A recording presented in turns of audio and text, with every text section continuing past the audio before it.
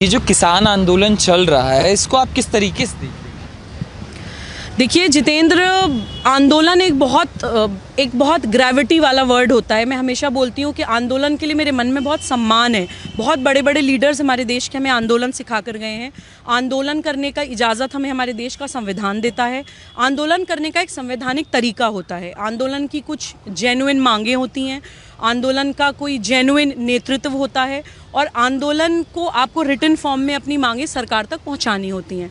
अभी हम थोड़े टाइम से देख रहे हैं कि आंदोलन की आड़ में देश में अराजकता फैल रही है, आंदोलन की आड़ में देश में अपराध हो रहे हैं और तो और देश को जला दिया जा रहा है, खुल्लम खुल्ला जला दिया जा रहा है। और ये बोल के कि हम तो अपने कॉन्स्टिट्यूशन जो हमें अधिकार देता है उसका सम्मान कर रहे हैं या उसको प्रोटेक्ट कर रहे हैं, तो ये एक नैरेटिव क्रिएट कर दिया जा रहा है। स्पेसिफिकली किसान आंदोलन के बारे में मैं 3 पॉइंट ज़रूर टेक्निकल बोलना चाहूँगी कि शुरू में किसान आंदोलन करवाने वाले लोगों ने लोगों में भ्रम फैलाने की कोशिश करी कि हमारी बस एक मांग है कि आप एमएसपी मत ख़त्म करिएगा।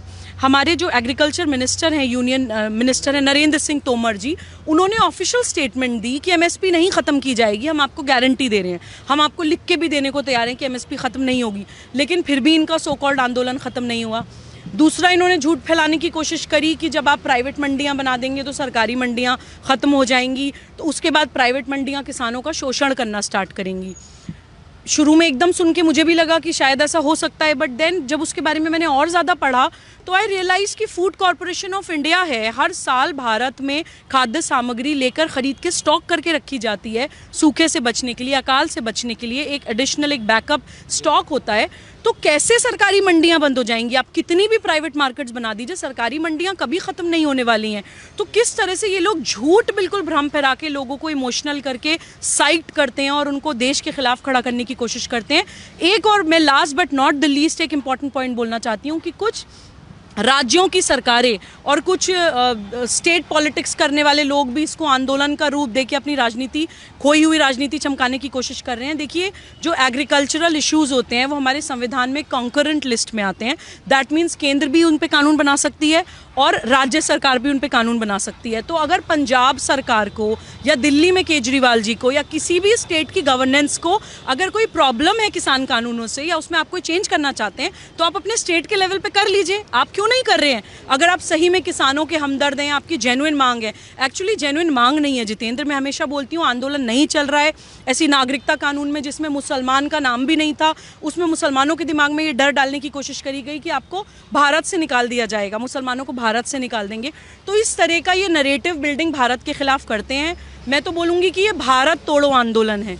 देखिए, जो अब हमारे देश में बहुत सालों के बाद हमारी सरकार भी ऐसी आई है जो विकास की बात कर रही है, लोगों को जोड़ने की बात कर रही है, राष्ट्रवाद की बात कर रही है और बहुत अच्छे अच्छे डायनामिक काम कर रही है। और बहुत सालों के बाद लोग भी जाति, संप्रदाय, पंथ से ऊपर उठकर भारतीय बन के रहने लगे हैं। लोगों के अंदर वो देशभक्ति की भावना या अपनी भारत माता से प्रेम करने की फीलिंग बहुत सालों के बाद दोबारा जागृत होनी स्टार्ट हुई है। हमारा स्वाभिमान जाग रहा है। ये कुछ भारत विरोधी मानसिकताओं से बर्दाश्त नहीं हो रहा है। वो हमें तोड़ने के लिए कैसे गुट बता रहे हैं। आप देखिए, शाहीन बाग में या नागरिकता कानून में ये लोग दलित, मुसलमान, 2 गुटों को इन्होंने भारत से तोड़ने की कोशिश करी थी।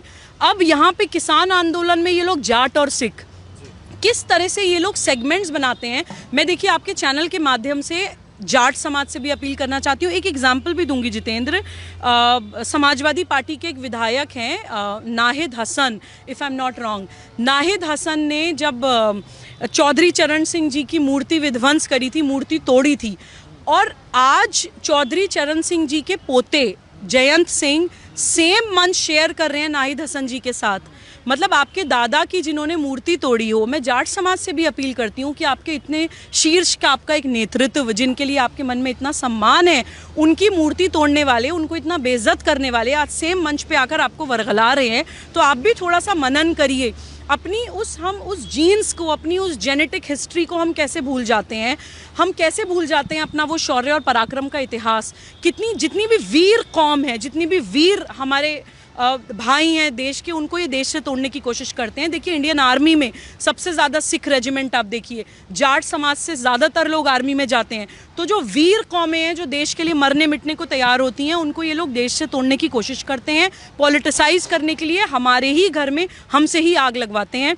मैं सिख समाज को भी वो इतिहास याद दिलाना चाहती हूँ जितेंद्र। अभी कानपुर में 4 साहिबजादे दिवस पे मैं इनवाइटेड थी। वहाँ पे मुझे सिख समाज का वो गौरवशाली इतिहास जानने को मिला। मुझे पता चला कि सिख समाज के जो गुरु गोबिंद सिंह जी के जो बच्चे थे, जो गुरुपुत्र नाम से हम लोग जानते हैं, उनको सम्मान करते हैं, वो एक 6 साल का बच्चा, एक 8 साल का बच्चा विदेशी आक्रांता की आंखों में आंखें डाल के बात करता है। विदेशी आक्रांता उनसे पूछते हैं कि तुम्हें अगर छोड़ दिया तो तुम क्या करोगे। तो वो ये बोलते हैं, और वो बोलते हैं कि हम अपने समाज को इकट्ठा करेंगे और तुमसे आके लड़ेंगे। 6 साल का और 8 साल का बच्चा। और फिर विदेशी आक्रांता उनसे बोलता है कि अगर हार गए तो, उनको बच्चा समझ के वो बात कर रहा है, तो वो ये बोलता है, एक 6 साल का बच्चा और 8 साल का बच्चा, कि सिख कभी हारता नहीं है देश के और धर्म के लिए। सिख या तो जीतता है या शहीद होता है। तो देखिए किस तरह की कौमों को, फियर्स फाइटर्स को ये भारत से तोड़ने की कोशिश कर रहे हैं। देखिए खालिस्तान और खालसा में फ़र्क होता है, ये हमें समझने की ज़रूरत है, ये हमें जानने की ज़रूरत है। ऐसी मैं मुस्लिम समाज से आती हूँ, मैं जानती हूँ जितेंद्र की मुसलमान का माइंड ऐसे काम करता है कि आप उसको ईमान के नाम पे, ईमान की बहुत वैल्यू होती है मुस्लिम के लिए, आप उसको ईमान के नाम पे किसी भी चीज़ के लिए चार्ज अप कर दीजिए तो वो मरने मिटने के लिए तैयार हो जाता है। मैंने अपना ईमान अपने देश से जोड़ लिया है। मैं लाल किले पे खड़े होकर आपको ये बाइट दे रही हूँ, मैं मरने से भी नहीं डर रही हूँ क्योंकि मेरा ईमान मेरे देश से जुड़ गया है। तो इसीलिए मुसलमान भी एक बहुत फियर्स कौम है।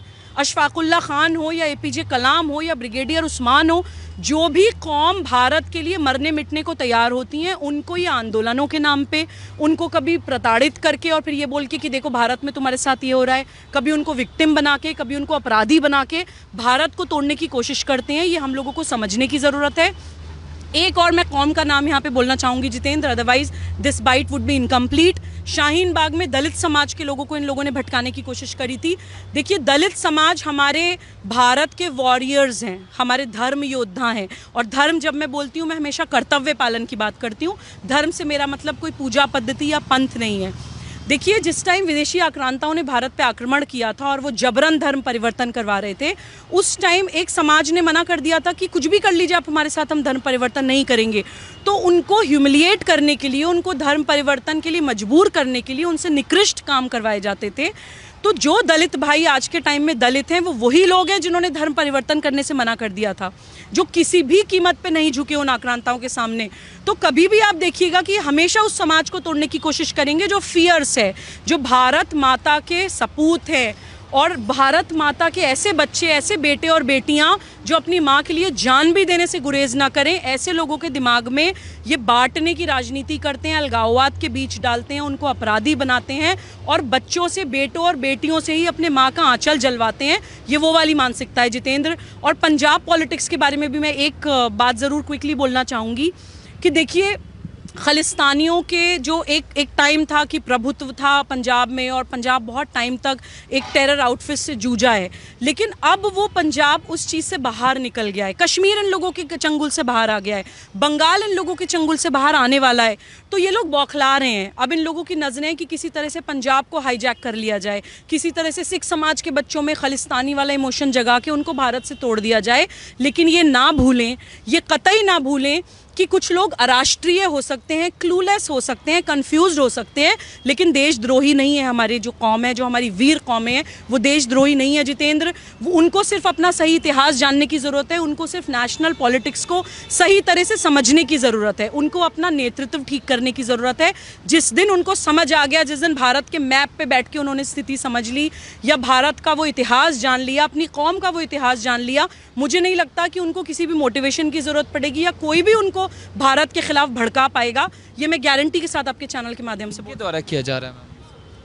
देखिए जितेंद्र, मैं हमेशा कुछ एंटी नेशनल फोर्सेस को गिनवाती हूँ। बहुत लोगों को लगता होगा कि eight the cost of sounding repetitive, मैं स्टिल बार बार उन फोर्सेस के नाम लेती हूँ कि देखिए कुछ भारत विरोधी मानसिकताएं जो 6 कैटेगरीज में डिवाइड होते हैं, जो इनका मेन मकसद भारत को तोड़ना है, दिन रात वो भारत को तोड़ने के लिए काम कर रही हैं।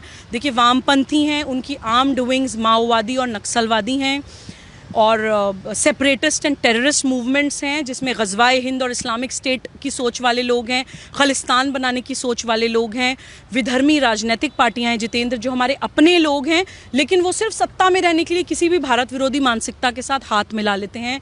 और इंटेलेक्चुअल टेररिस्ट्स हैं, अर्बन नक्सल्स हैं जो बहुत सूटेड बूटेड है, वेल ड्रेस्ड लोग हैं, अच्छे अच्छे ऑफिसेज में, एयर कंडीशनड ऑफिसेज में बैठे हैं, ह्यूमन राइट्स की बात करते हैं, सिविल राइट्स की बात करते हैं, मीडिया में भी हैं, आर्ट्स में भी हैं, ड्रामा इंडस्ट्री को कैप्चर किया हुआ है, हाईजैक किया हुआ है, ब्यूरोक्रेसी में है, पॉलिटिक्स में है, एकेडमिक्स में है।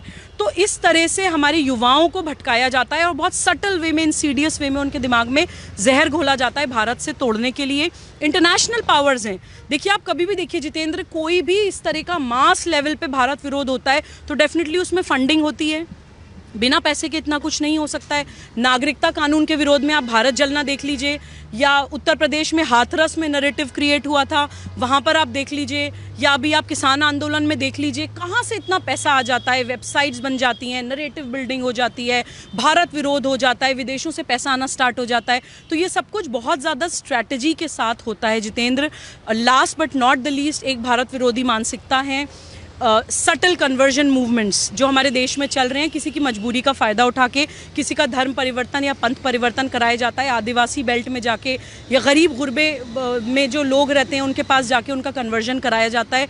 देखिए हमारी कॉन्स्टिट्यूशन का आर्टिकल 25 हमें अधिकार देता है जितेंद्र कि हम अपना religion practice, profess and propagate कर सकते हैं अपनी मर्जी से, लेकिन आप किसी को इन्फ्लुएंस करके, किसी को दबा के, किसी को टॉर्चर करके, प्रेशराइज करके या वायलेंस करके अगर किसी का पंथ परिवर्तन करते हैं, वो तो सीधा सीधा अपराध है। और ऐसे बहुत से अपराध हमारे देश में संविधान का लबादा उड़ाकर हो रहे हैं। और मैं इन सारी एंटी नेशनल फोर्सेस को बार बार नाम लेकर इसलिए बोलती हूँ ताकि हम लोग ये मनन करें, ताकि हम लोग ये जाने कि हमें कितनी सारी एंटी नेशनल पावर्स से लड़ना है। आज हम लाल किले के सामने आए हैं जितेंद्र, हमने, आपने और मैंने ये डिसाइड किया था कि हम ये वीडियो लाल किले के सामने आकर शूट करेंगे ताकि जो भी देखें लोग मनन करें।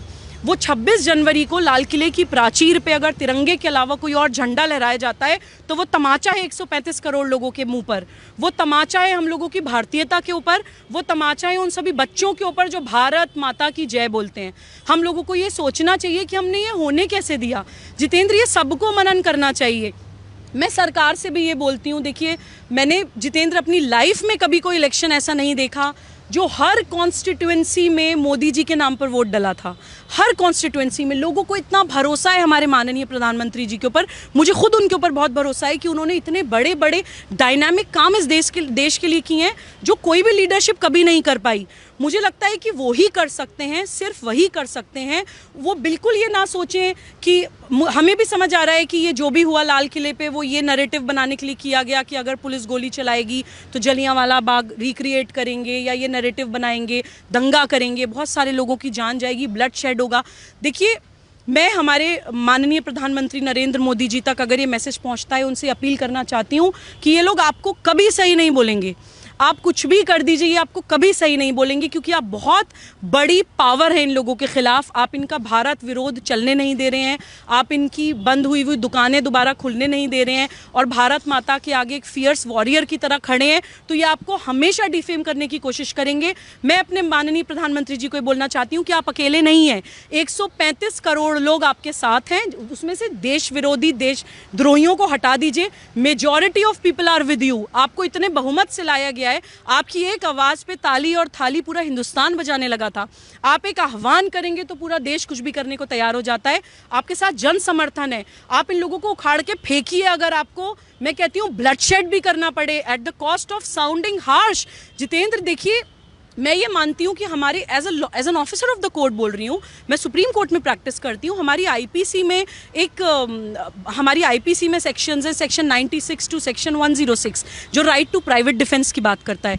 अपनी पर्सन एंड प्रॉपर्टी को प्रोटेक्ट करने के लिए अगर हम कुछ करते हैं तो वो हमारा राइट टू प्राइवेट डिफेंस है। हम किसी को मारने नहीं जा रहे हैं, हम किसी के ऊपर आक्रमण नहीं कर रहे हैं, लेकिन अपने आप को बचाना हमारा ना ही सिर्फ लीगल राइट है बल्कि एक ह्यूमन राइट भी है। अपने आप को बचाने के लिए अगर ब्लडशेड भी होता है तो होए, उसको कौन रोक सकता है? मर थोड़ी जाएंगे। कोई अगर आके हमारी गर्दन काट देगा तो उनके सामने नतमस्तक थोड़ी हो जाएंगे। ये मैं पुलिस वालों को मैसेज देना चाहती हूँ। बोलते मैंने देखा जितेंद्र कुछ ग्राफिक्स कि हाथ जोड़ रहे हैं पुलिस वाले उन लोगों के सामने।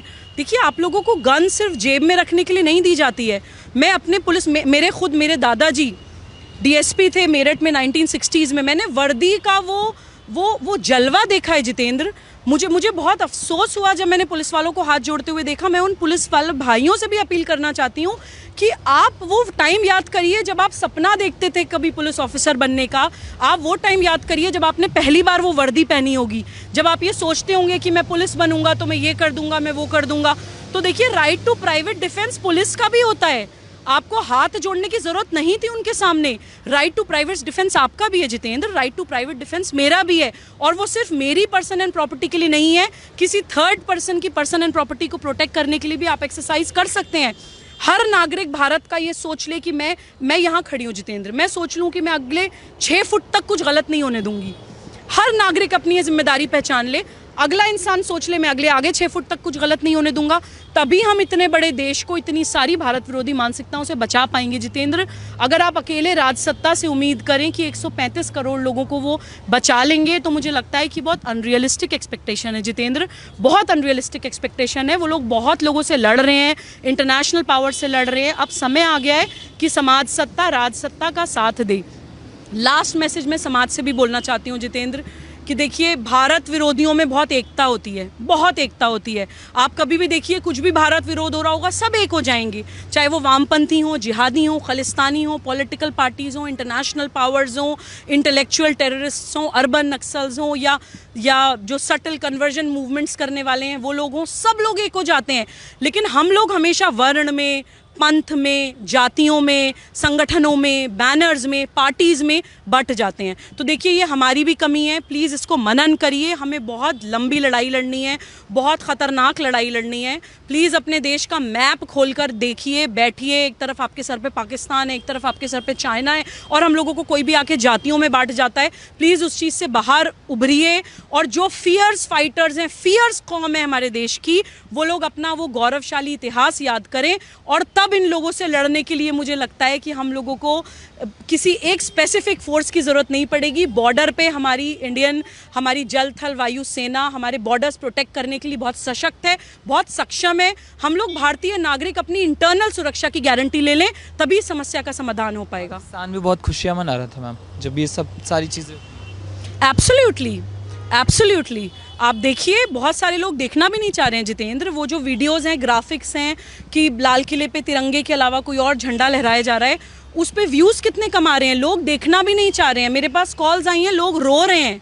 तो देखिए, हम लोगों को भी ये मनन करना चाहिए कि हज़ारों सालों तक हमारी साइकी में, हमारी जीन्स में डर डाला गया है जितेंद्र। हम लोगों के अंदर हीन भावना डाली गई है, हम लोगों को इन्फीरियॉरिटी कॉम्प्लेक्स क्रिएट किया गया है, हम लोगों को फियर साइकोसिस क्रिएट किया गया है कि हम लोग एक होना भूल गए हैं, हम लोग अपनी संगठन की शक्ति भूल गए हैं। हम लोगों को इसलिए तोड़ा जाता है। डिवाइड एंड रूल की पॉलिसी अंग्रेज़ों पे ख़त्म नहीं हुई है, वो आज तक चल रही है। तो प्लीज़ हम उसको जानें, अपनी एकता की जो शक्ति है, अपनी संगठन की शक्ति को पहचानें, अपने देश का और जिस कौम को आप बिलोंग करते हैं उस कौम का गौरवशाली इतिहास याद करें। तब आपको पता चलेगा कि आपकी कौम के कोई भी कौम हो, आई कैन गारंटी, आपकी कौम के जितने भी फियर्स और सही मायने में नेता रहे हैं, लीडर्स रहे हैं, उन्होंने इस भारत माता के लिए अपनी जान गंवाई है। इस भारत की मिट्टी में उनका खून है। कम से कम उस खून को सम्मान दें, तभी हम अपनी कौम को आगे बढ़ाने का काम करेंगे और अपने देश को आगे बढ़ाने का काम करेंगे।